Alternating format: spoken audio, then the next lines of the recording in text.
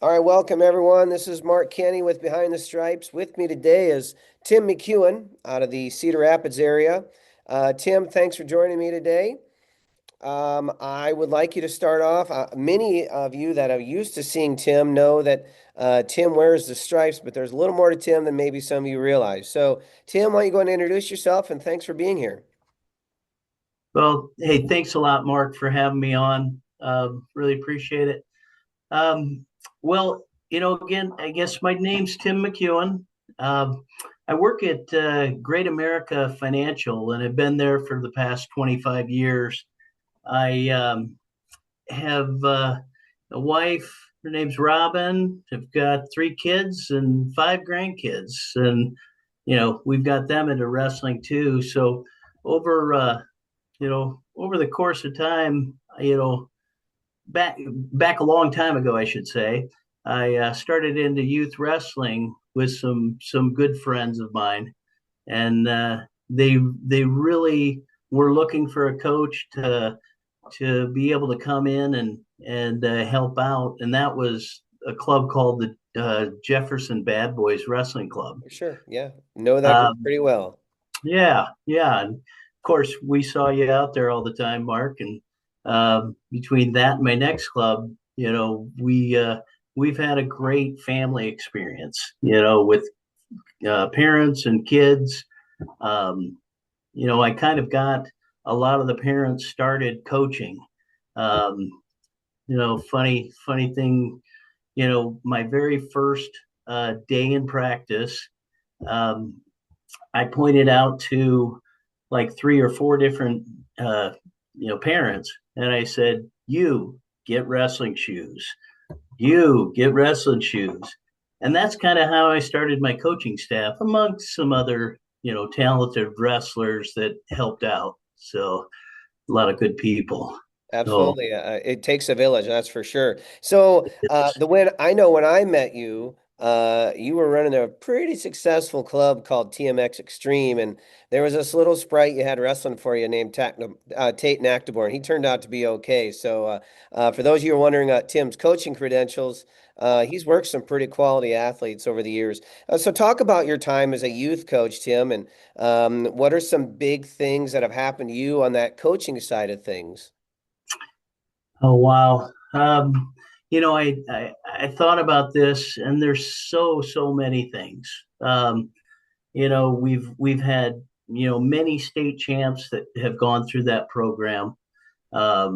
We've many good friends and family I hang around with today, and some of those kids have grown up and sent me invitations to weddings and a lot of events that I'm able to attend besides graduations, of course. But you know that I went from the bad Cedar Rapids Bad Boys to TMX, and I wanted to see. I think I had a pretty successful club with the Jefferson Bad Boys, and quite honestly, I wanted to see if we could do it again. Yeah. You if we could really, get a lot of people involved and put a movement out there and get out there and rest, teach some really good kids. And I think we did it. We had some good, successful kids like Tate Noctiborn coming out of there. You know a lot of his accolades. Kane, his brother, Yep. uh, both at Iowa State wrestling. For the Cyclones. Um, I've had several kids move on to UNI, Iowa State, and some to Iowa. That I've got to know their parents, and we've really become great friends over the years. So And uh, I think, not to cut you off, I think you hit the nail on the head. Like one of the things that I always appreciated about your wrestlers is no matter what, whether they won, whether they lost, they came off the mat, you were there giving them a hug, you were there encouraging.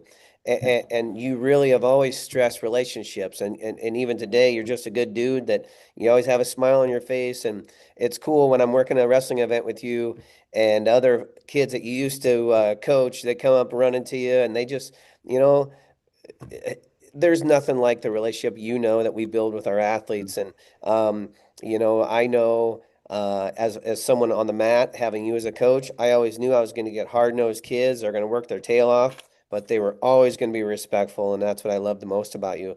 So you decided to make the leap into officiating. Tell us, how long have you been officiating, and how that whole process came to be? Well, it came about 13 years ago.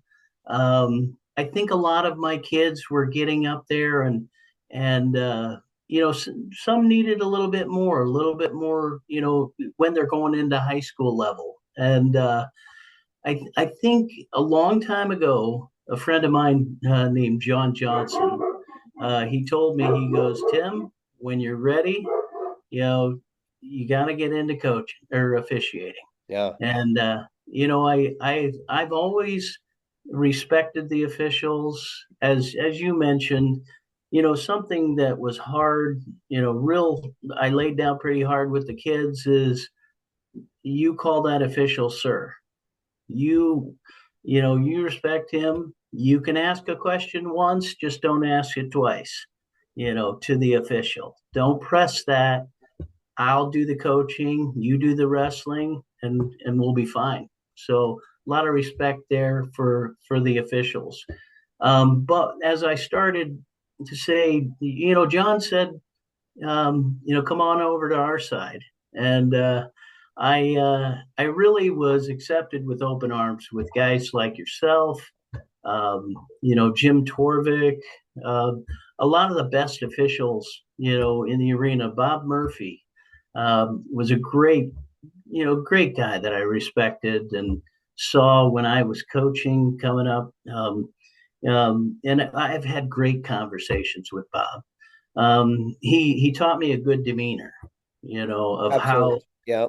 how an official should, we should hold respect for the coaches in the corner, listen, and then present what he saw.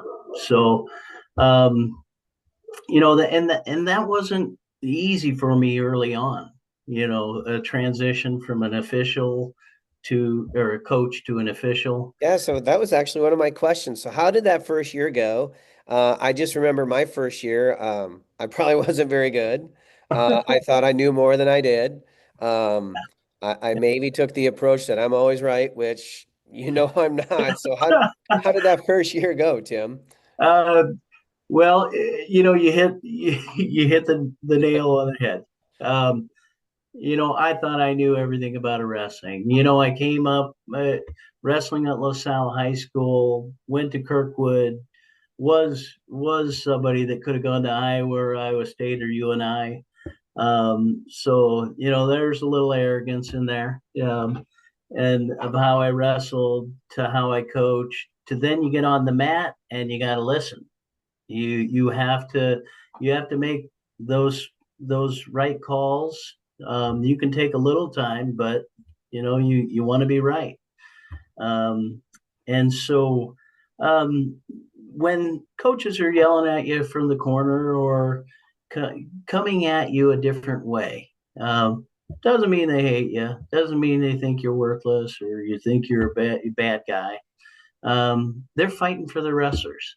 Um, I figured that out over the first year, 2 years, and some of it didn't come with a little animosity or little butt headbutting, I should Yeah, say. yeah. But and I think I feel like I got put in my place on you know Bob Murphy, good disposition, Mark Kenny, listen, present after after the coaches tell you, what they saw, and you know lead by the rules too. You're leading. The rule book, and you're trying to help them out with it. I think So that's important too. Just I know you are a lot like a lot of us, where like you're constantly studying, you're constantly working to get better. You're reading the rule book, you're reading the case manual, and you know, the more we're into this business, we hope the better we are. And Yeah, you know, it's like you mentioned it too. We want our coaches to be passionate, yeah, maybe curbing that passion so they're not trying to coach us as opposed to coach our athletes. So uh, yeah, that yeah. takes a while to get used to.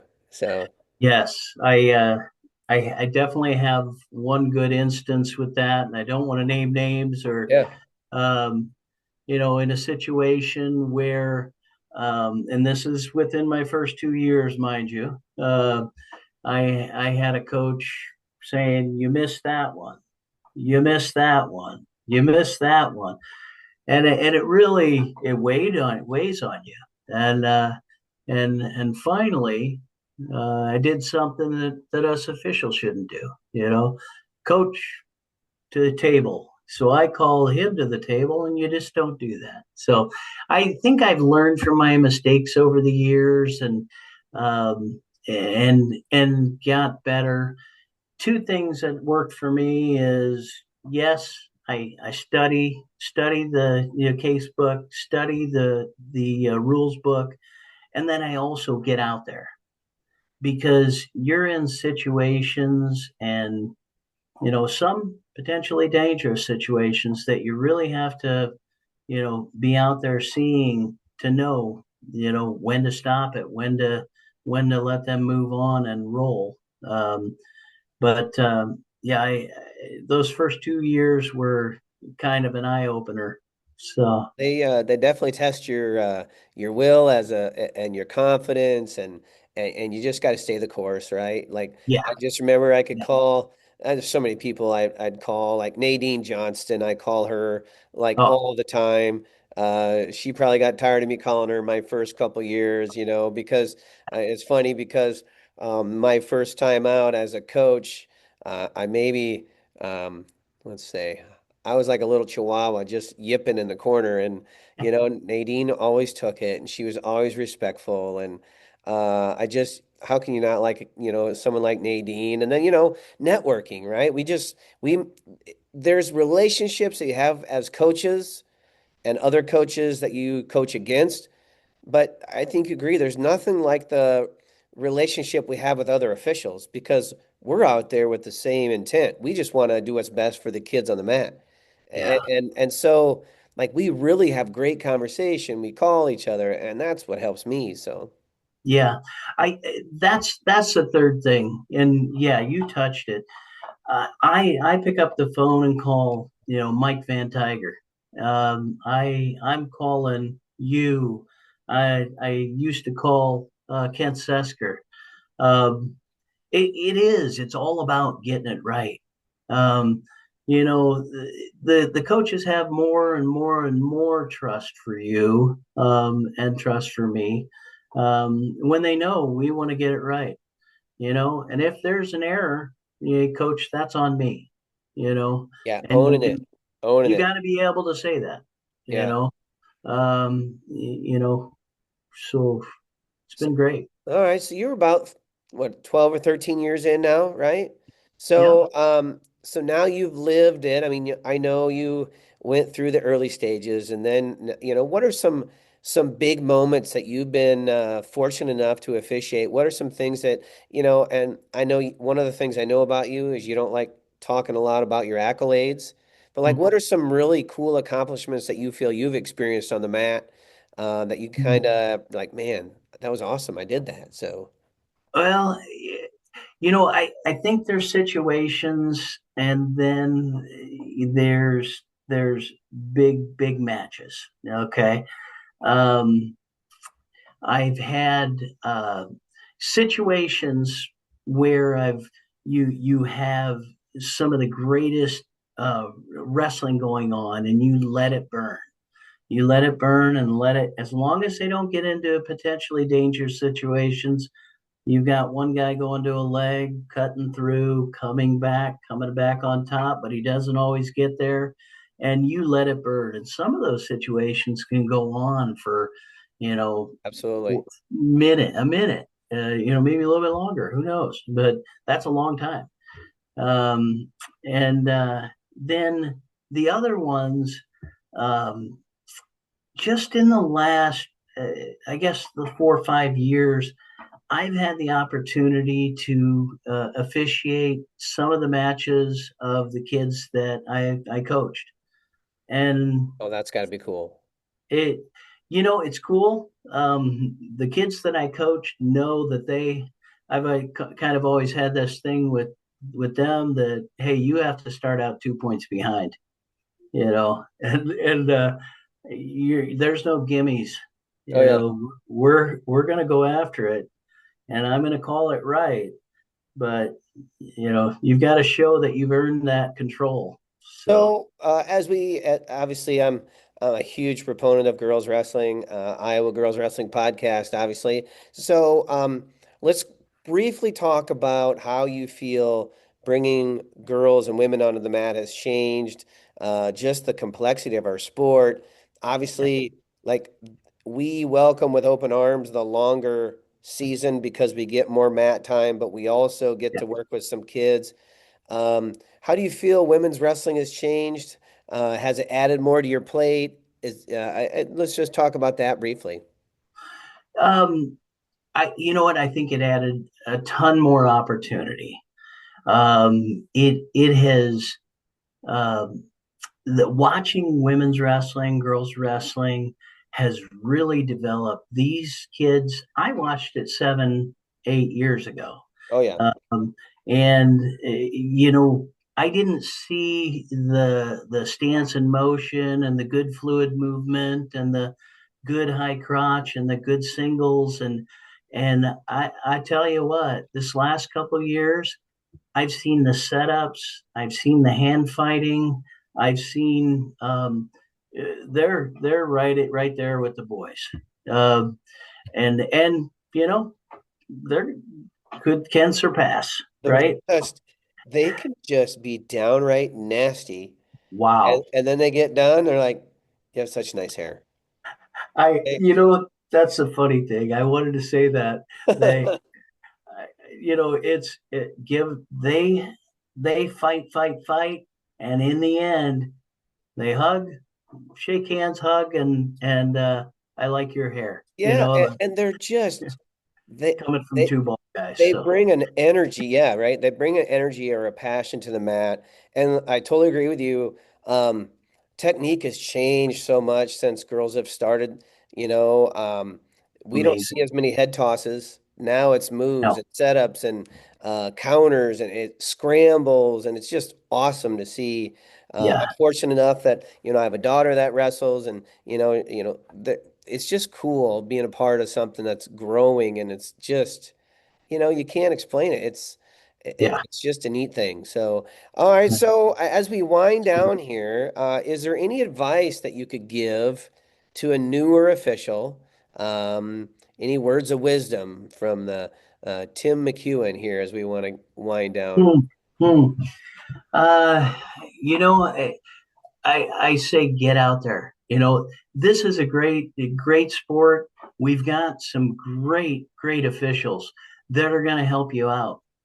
Some, are going to be tough on you too, just like your coach, just like your teacher, just like many of the people that you look back on that you said, oh, that's why they did that. That's because and those are the people that you look up to, that really drove you. But I would say get into it. You got a little money, you know, and you're going to have a great time with great officials, um, and come one, come all. We're gonna accept you and guide you along the way.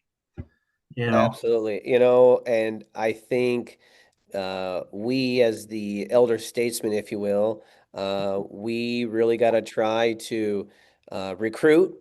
We yeah, got to talk shop like Joe Fotno is always recruiting. Nadine's always out recruiting.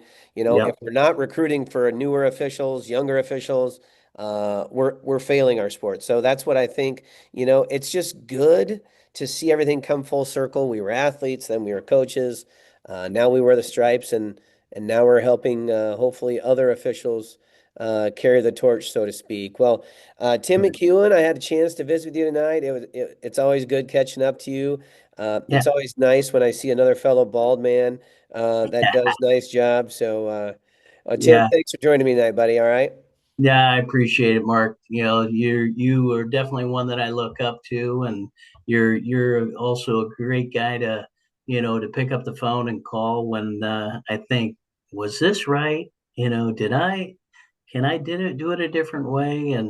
And so yeah, I appreciate the time you put in as an official, and great job. Well, I think that's Tim. Thanks a lot, Tim. I appreciate you and have yourself a good night, buddy. All right. All right.